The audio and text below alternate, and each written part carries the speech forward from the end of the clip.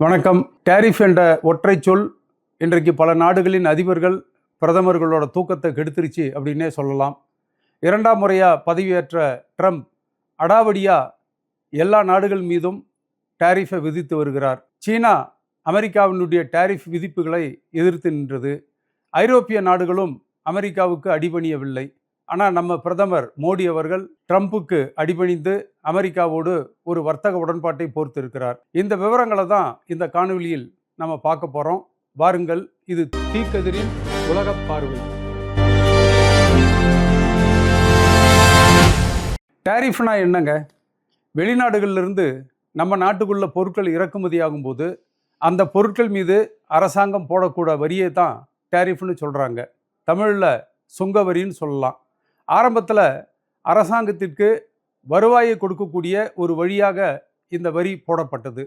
ஆனால் அதன் பிறகு வெளிநாடுகளில், குறிப்பாக வளர்ச்சி அடைந்த நாடுகளிலிருந்து இறக்குமதியாகக்கூடிய பொருட்கள் அதன் காரணமாக நம் நாட்டு தொழில்கள் நசிந்து விடக்கூடாது என்பதற்காக ஒரு பாதுகாப்பு நடவடிக்கையாக பொருட்கள் மீது டேரிஃப் போடப்பட்டது. உதாரணமாக 1960களில் சிங்கப்பூரில் 500 ரூபாய்க்கு ஒரு கடிகாரத்தை வாங்கினோம்னு சொன்னால் அந்த கடிகாரத்தை இந்தியாவுக்குள்ளே எடுத்துக்கிட்டு வரும்பொழுது இங்கே அதற்கு 100% வரி போடப்படும். திரும்ப 500 ரூபாயை இங்கே வரியாக கட்டிவிட்டு தான் அந்த கடிகாரத்தை நம்ம உள்ளே எடுத்துக்கிட்டு வர முடியும். இது முன்னால் இருந்த நிலைமை. ஆனால் 1991 இந்த நிலைமை எல்லாம் தலைகீழாக மாறிவிட்டது. ஏனென்று சொன்னால் 1991 சோவியத் யூனியன் சிதைந்து விட்டது. சோவியத் யூனியன் இருந்தவரை இந்தியா போன்ற மூன்றாவது உலக நாடுகளுக்கு தொழில்நுட்ப ரீதியாக, பொருளாதார ரீதியாக பல உதவிகளை செய்து வந்தது. ஆனால் சோவியத் யூனியன் வீழ்ச்சி அடைஞ்சதற்கு பிறகு அமெரிக்கா உலகத்தினுடைய சூப்பர் பவராக மாறிவிட்டது. இந்தியா போன்ற மூன்றாவது உலக நாடுகள் தங்களுடைய தொழில்நுட்ப பொருளாதார தேவைகளுக்காக அமெரிக்காவிடம் கையேந்தி நிற்க வேண்டிய ஒரு நிலைமை ஏற்பட்டது. அமெரிக்கா தன்னுடைய ஆதிக்கத்தில் இருக்கக்கூடிய IMF, வேர்ல்டு பேங்க் ஆகிய நிறுவனங்கள் மூலமாக மூன்றாவது உலக நாடுகளின் மீது கடுமையான நிபந்தனைகளை விதித்தது. IMF, உலக வங்கி ஆகியவற்றினுடைய நிபந்தனைகளின் அடிப்படையில் உருவாக்கப்பட்டது தான் நம்ம நாட்டில் 1991ஆம் ஆண்டு நரசிம்மராவ், மன்மோகன் சிங் ஆகியோரால் அறிமுகப்படுத்தப்பட்ட புதிய பொருளாதார கொள்கை. இந்த புதிய பொருளாதார கொள்கையில் 3 அம்சங்கள் இருக்குது. தாராளமயமாக்கல், தனியார் மயமாக்கல், உலகமயமாக்கல். தாராளமயமாக்கல் அடிப்படையில் அதுவரையில் வளர்ச்சி அடைந்த நாடுகளிலிருந்து இறக்குமதியாகக்கூடிய பொருட்கள் மீது இந்தியா போட்டு வந்த அந்த வரி கிட்டத்தட்ட முற்றிலுமாக விலக்கப்பட்டது. வளர்ச்சி அடைஞ்ச முதலாளித்துவ நாடுகளிலிருந்து பொருட்கள் தங்குதடையின்றி நம்ம நாட்டில் இறக்குமதியாச்சு. இன்னும் சொல்லப்போனால் இப்படிப்பட்ட கொள்கைகளின் மூலமாக வளர்ச்சி அடைந்த முதலாளித்துவ நாடுகள், ஐரோப்பிய நாடுகள், அமெரிக்கா, மூன்றாவது உலக நாடுகளை தங்களுடைய உற்பத்தியான பொருட்களை விற்பனை செய்யக்கூடிய சந்தைகளாக மாற்றிவிட்டன. ஆனால் இந்த நிலைமை நீண்ட காலத்துக்கு நீடிக்கவில்லை. மூன்றாவது உலக நாடுகளும் தொழில்நுட்ப ரீதியாக வளர ஆரம்பித்தன. உதாரணத்துக்கு இந்தியா மென்பொருள் துறையில், சாஃப்ட்வேர் செக்டரில் இன்றைக்கு வேர்ல்டு லீடர் என்று சொல்லலாம். அமெரிக்காவில் செயல்படக்கூடிய பெரிய பெரிய நிறுவனங்களுக்கெல்லாம் மென்பொருள் சேவை வழங்கக்கூடியது இந்திய நிறுவனங்கள் தான். இதே மாதிரி சீனா அறிவியல் தொழில்நுட்ப ரீதியாக ஒரு பிரமிக்கத்தக்க வளர்ச்சி அடைந்தது. இதன் காரணமாக சீனாவிலிருந்து லேப்டாப், கம்ப்யூட்டர், செல்போன் போன்ற பொருட்கள் எல்லாம் அமெரிக்காவுக்கு ஏற்றுமதி ஆச்சு. இன்றைக்கு அமெரிக்காவுக்கு நீங்கள் எந்த சூப்பர் மார்க்கெட்டில் போய் பார்த்தாலும் துணிகள் என்றால் அது பங்களாதேஷ், இந்தியாவிலிருந்து இறக்குமதியானதாக இருக்கும். காலணிகள் என்றால் வியட்நாமிலிருந்து இறக்குமதியானதாக இருக்கணும். எலக்ட்ரானிக்ஸ் பொருட்கள் என்றால் அது சீனாவிலிருந்து இறக்குமதியான பொருட்களாக இருக்கும். எல்லா பொருட்களும் இன்றைக்கு அமெரிக்காவில் மற்ற வெளிநாடுகளிலிருந்து தான் இறக்குமதி ஆகி கொண்டிருக்கிறது. அமெரிக்காவிலேயே உற்பத்தி ஆகக்கூடிய பொருட்கள்னு பார்த்தா பெருசாக ஒன்றும் கிடையாதுங்க. அமெரிக்கா இன்னைக்கு 2 வேலையை செய்யுது. ஒன்று, டாலரை பிரிண்ட் பண்ணிக்கிட்டு இருக்கு.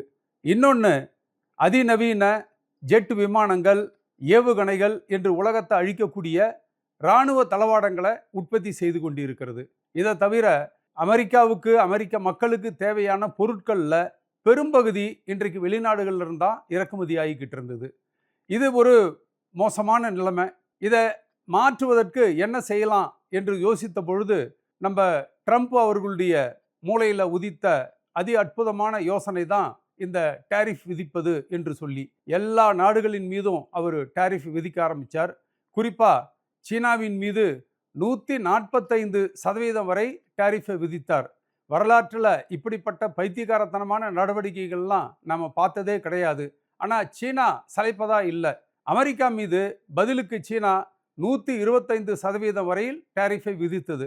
அது மட்டுமல்ல, பொருளாதார ரீதியாக அமெரிக்காவை வழிக்கு கொண்டு வர்றதுக்கு சில வேலைகளையும் சைனா செய்தது. அதாவது சீனா கிட்ட அரிய வகை கனிமங்கள், ரேர் எர்த் எலிமெண்ட்ஸ் என்று சொல்வார்கள், அமெரிக்காவினுடைய இராணுவ தளவாட உற்பத்திக்கு மிக தேவைப்படக்கூடிய பொருள் இது. சீனாவிலிருந்து தான் இறக்குமதி ஆகி கொண்டிருக்கிறது. அமெரிக்கா சீனாவின் மீது அடாவடித்தனமாக டேரிஃபை விதித்த காரணத்தினால சீனா அமெரிக்காவுக்கு சப்ளை செய்கிற இந்த அரிய வகை கனிமங்கள்லாம் கொஞ்சம் கட்டுப்பாடுகளை விதித்தது. வேற வழி இல்லாமல் ட்ரம்ப்பு ஓடோடி போய் தென்கொரியாவில் இருக்கிற பூசான் நகரில் ஷி ஜின்பிங்கை அழைத்து சீனாவும் அமெரிக்காவும் ஒரு வர்த்தக உடன்பாட்டை போட்டுக்கொண்டன. இதே மாதிரி அமெரிக்காவினுடைய கூட்டாளி நாடுகளாக இருக்கக்கூடிய ஐரோப்பிய நாடுகள் மீதும் 50% வரை ட்ரம்ப் டேரிஃப் விதித்தார். ஐரோப்பிய நாடுகளும் அமெரிக்கா மீது பதிலுக்கு 50% வரை டேரிஃபை விதித்தன. தங்களுடைய கூட்டாளி நாடாக இருந்த அமெரிக்கா தங்கள் மீது இப்படி அடாவடியா டேரிஃப் விதிப்பதை பார்த்து ஐரோப்பிய நாடுகள்லாம் ரொம்ப கடுப்பாயிட்டாங்க. அவங்க என்ன செஞ்சாங்கன்னு சொன்னா, அமெரிக்காவுக்கு மாற்றாக சீனாவுக்கு நெருக்கமாக போக ஆரம்பிச்சாங்க. ஜனவரி மாதத்துல இந்த ஆண்டு ஜனவரி மாதத்துல கனடா பிரதமர் மார்க் கார்னி, பிரிட்டன் பிரதமர் கெய்ர் ஸ்டார்மர் 2 பேரும் சீனாவுக்கு போய் சீன அதிபர் ஷி ஜின்பிங்கோட வர்த்தக உடன்பாடுகளை செய்து கொண்டார்கள். பிப்ரவரி மாதத்தில் பிரெஞ்சு அதிபர் Emmanuel Macron, German chancellor Friedrich Merz 2 பேரும் சீனாவுக்கு போய் சீன அதிபர் ஷி ஜின்பிங்கோட பேச்சுவார்த்தை நடத்தி வர்த்தக உடன்பாடுகளை செஞ்சிருக்கிறாங்க. ரொம்ப முக்கியமான விஷயம், அமெரிக்கா சீனாவுக்கு எதிராக குவாட் என்ற ஒரு கூட்டணியை உருவாக்கி இருக்கிறது. இது சீனாவினுடைய வளர்ச்சியை கட்டுப்படுத்துவதற்கான ஒரு கூட்டணியை தவிர வேற ஒன்றும் கிடையாது. இந்த குவாடு கூட்டணியில் ஒரு முக்கியமான கூட்டாளி ஆஸ்திரேலியா. அது ஒரு கடுமையான சீன எதிர்ப்பை எடுத்து வந்த நாடு. இப்போ ஆச்சரியம் என்னன்னா, இந்த ஆஸ்திரேலியாவினுடைய பிரதமர் ஆந்தனி அல்பனீஸ் அவரும் சீனாவுக்கு போய் பெய்ஜிங்க்கு போய் ஷி ஜின்பிங்கோட உட்கார்ந்து வர்த்தக உடன்பாடுகளை செய்து கொண்டிருக்கிறார். இப்படி அமெரிக்காவுக்கு ரொம்ப நெருக்கமாக இருந்த ஐரோப்பிய நாடுகளாக இருந்தாலும் சரி, ஆஸ்திரேலியாவாக இருந்தாலும் சரி, இன்றைக்கு சீனாவினுடைய தொழில்நுட்பம், சீனாவினுடைய முதலீட்டை வேண்டி இன்றைக்கு சீனாவுக்கு நெருக்கமாக சென்றிருப்பது என்பது அமெரிக்காவை ஒரு அதிர்ச்சியில் ஆழ்த்தி இருக்கிறது என்பதுதான் உண்மை. அமெரிக்கா தனக்கு ரொம்ப நெருக்கமா இருந்த ஐரோப்பிய நாடுகள் மீது அடாவடியா டேரிஃபை போடும்பொழுது இந்தியாவை விட்டுருவாரா? இந்தியா மேல 25% டேரிஃப் விதித்தார். அதற்கு மேலாக இன்னும் ஒரு 25% இந்தியா ரஷ்யா கிட்ட இருந்து எண்ணெய் வாங்குறது என்ற காரணத்தினால விதித்தார். ட்ரம்ப் என்ன சொல்றாருன்னா, இந்தியா ரஷ்யா கிட்ட இருந்து எண்ணெயை வாங்குறதுனால அந்த பணத்தை கொண்டு ரஷ்யா உக்ரைன்ல இருக்கக்கூடிய அப்பாவி மக்களை கொன்று குவிக்கிறது. ஆகவே இந்தியா மேல கூடுதலா இன்னொரு 25% டேரிஃபை நான் போடுறேன் என்று அவர் சொன்னார். இது சரி. ஆனா அதே சமயத்துல இஸ்ரேல் காசா மீது படையெடுத்து 74,000 அப்பாவி பாலஸ்தீனியர்களை கொன்று குவித்தது. அது மனிதாபிமானமற்ற செயல் இல்லையா? ஐநா சபையே இது ஒரு ஜினோசைட், இனப்படுகொலை செய்தது என்று அமெரிக்காவை குற்றம் சாட்டியது. இப்படி இஸ்ரேல் ஒரு இனப்படுகொலை செய்வதற்கு உடந்தையா இருந்த அமெரிக்கா, இந்தியா ரஷ்யா கிட்ட இருந்து எண்ணெய் வாங்குறத எதிர்த்து ஒரு 25% டேரிஃப் விதித்தார்னு சொன்னா அது கொஞ்சம் கூட நியாயமில்லாத ஒரு நடவடிக்கை. ஐரோப்பிய நாடுகள் எல்லாம் இன்றைக்கு அமெரிக்காவினுடைய மிரட்டலுக்கு அடிபணியாம இருக்கக்கூடிய அந்த சூழ்நிலைமையில நம்ம பிரதமர் மோடி என்ன செஞ்சாருன்னா, ட்ரம்போட பிளாக்மெயிலுக்கு பணிந்து அவரோடு பேசி இன்றைக்கு ஒரு வர்த்தக உடன்பாட்டை போட்டு இருக்கிறது. இந்த வர்த்தக உடன்பாட்டில் நாம எல்லாம் ரொம்ப வெட்கப்பட வேண்டிய ஒரு விஷயம் என்னன்னு சொன்னா, இந்தியா இன்றைக்கு தன்னுடைய இறையாண்மையை இழந்து விட்டது. ட்ரம்ப் சொல்றாரு இந்தியா கிட்ட, நீ ரஷ்யா கிட்ட ஆயில் வாங்கக்கூடாது என்று சொல்லி. மோடி அதை ஏற்றுக்கொண்டு விட்டார். இந்தியா எந்த நாட்டுக்கிட்ட இருந்து எண்ணெய் இறக்குமதி செய்ய வேண்டும் என்று முடிவு செய்ய வேண்டியது இந்திய அரசாங்கம். இன்னும் சொல்ல போனா இந்த நாட்டினுடைய நாடாளுமன்றத்தை தவிர ட்ரம்ப் கிடையாது. ஆனா ட்ரம்ப் சொன்னார், ரஷ்யா கிட்ட இருந்து நீங்க எண்ணெய் இறக்குமதி செய்யக்கூடாது என்று சொல்லி. மோடி அதை ஏற்றுக்கொண்டு விட்டார். ட்ரம்ப் மோடி தன் மீது வச்சிருக்கிற விசுவாசத்தை மெச்சி அந்த 25% டாரிஃபை ரத்து செய்து விட்டார். மிச்சம் இருக்கக்கூடிய 25% டாரிஃபை அது ஒரு ரெசிப்ரோக்கல் டாரிஃப் என்று சொல்கிறார், பரஸ்பர டாரிஃப். அந்த 25% ரெசிப்ரோக்கல் டாரிஃப்லயும் ஒரு 7% குறைச்சி 18% இன்றைக்கு இந்தியாவிலிருந்து அமெரிக்காவுக்கு ஏற்றுமதியாகக்கூடிய பொருட்கள் மீத விதிச்சிருக்கிறார். இதை ஏற்றுக்கொண்டு இந்தியா அமெரிக்காவோடு ஒரு வர்த்தக உடன்பாட்டை போட்டுவிட்டது. இந்த வர்த்தக உடன்பாட்டினுடைய இன்னும் நாம ரொம்ப வெட்கப்பட வேண்டிய அம்சங்கள் என்னன்னு சொன்னா, இந்தியாவிலிருந்து அமெரிக்காவுக்கு ஏற்றுமதியாகக்கூடிய பொருட்கள் மேல 18% வரிய அமெரிக்கா போடும். ஆனா அதே சமயத்துல அமெரிக்காவிலிருந்து இந்தியாவுக்குள்ள இறக்குமதியாகக்கூடிய அமெரிக்க பொருட்கள் மீது வரி எதுவும் கிடையாது, 0% டாரிஃப். இது இந்த வர்த்தக உடன்பாட்டினுடைய ஒரு அம்சம். அது மட்டுமல்ல, இந்த வர்த்தக உடன்பாட்டின்படி அமெரிக்காவிலிருந்து 500 பில்லியன் டாலர்களுக்கான பொருட்களை இந்தியாவுக்குள்ள இறக்குமதி செய்வதற்கு இந்தியா உடன்பட்டு இருக்கிறது. 500 பில்லியன் டாலர் என்று சொன்னால் அதை நம்ம நாட்டில் இருக்கக்கூடிய எண்ணிக்கை அடிப்படையில் சொன்னோம்னு சொன்னா 50,000 கோடி டாலர் என்று சொல்லலாம். 50,000 கோடி டாலரை இந்திய ரூபாய்க்கு கன்வெர்ட் பண்ணோம்னு சொன்னா 45 லட்சம் கோடி ரூபாய். 45 லட்சம் கோடி ரூபாய்க்கு அமெரிக்க பொருட்களை இந்தியாவுக்கு இறக்குமதி செய்வதற்கான வழிவகையும் இந்த வர்த்தக உடன்பாட்டில் இன்றைக்கு கையெழுத்திடப்பட்டு இருக்கிறது. இந்த வர்த்தக உடன்பாடு அமலான அன்றைக்கு பிரதமர் மோடி ஒரு ட்வீட் போட்டிருந்தார். அதுல என்ன சொல்றாருன்னா, என்னுடைய இனிய நண்பர் ட்ரம்ப் அவர்களோடு இன்றைக்கு நான் உரையாடியது அற்புதமாக இருந்தது.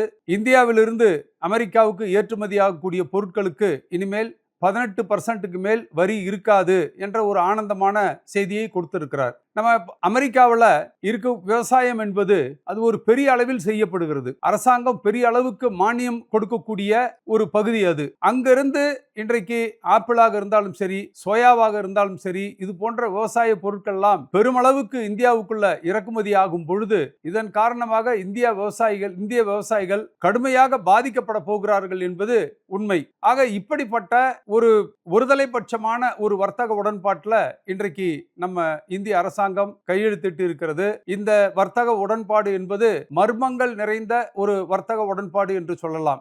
ஏன், என்ன காரணத்துக்காக, எந்த நிர்பந்தத்திற்காக இந்திய அரசாங்கம் இப்படிப்பட்ட ஒரு மோசமான வர்த்தக உடன்பாட்டை அமெரிக்காவோட போட்டு இருக்கிறது என்பது யாருக்கும் தெரியாது. அமெரிக்காவின் சுப்ரீம் கோர்ட் ஒரு அதிரடியான தீர்ப்பை கொடுத்திருக்கிறது. அந்த தீர்ப்பு என்னன்னா, உலகத்தினுடைய நாடுகள் மீதெல்லாம் ட்ரம்ப் அடாவடியாக டாரிஃபை விதித்து வருகிறார். இப்படி டாரிஃபை விதிப்பதற்கு அமெரிக்க அதிபருக்கு அதிகாரம் கிடையாது. அமெரிக்க நாடாளுமன்றத்தினுடைய ஒப்புதல் இல்லாம இப்படி விதிப்பதற்கு ட்ரம்புக்கு அதிகாரம் இல்லை என்று சொல்லி அமெரிக்காவினுடைய சுப்ரீம் கோர்ட் தீர்ப்பளித்திருக்கிறது. இதுல 9 நீதிபதிகள் அடங்கிய அந்த பெஞ்ச் 6 நீதிபதிகள் ட்ரம்புக்கு எதிராகவும் 3 நீதிபதிகள் ட்ரம்புக்கு ஆதரவாகவும் தீர்ப்பு கொடுத்திருக்கிறாங்க.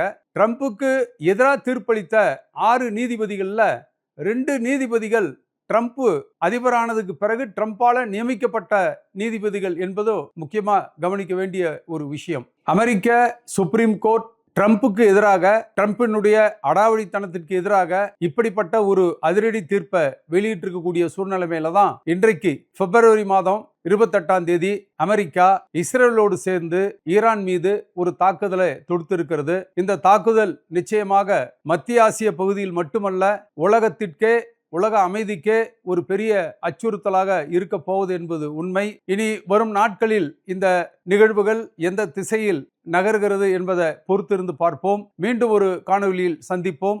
வணக்கம்.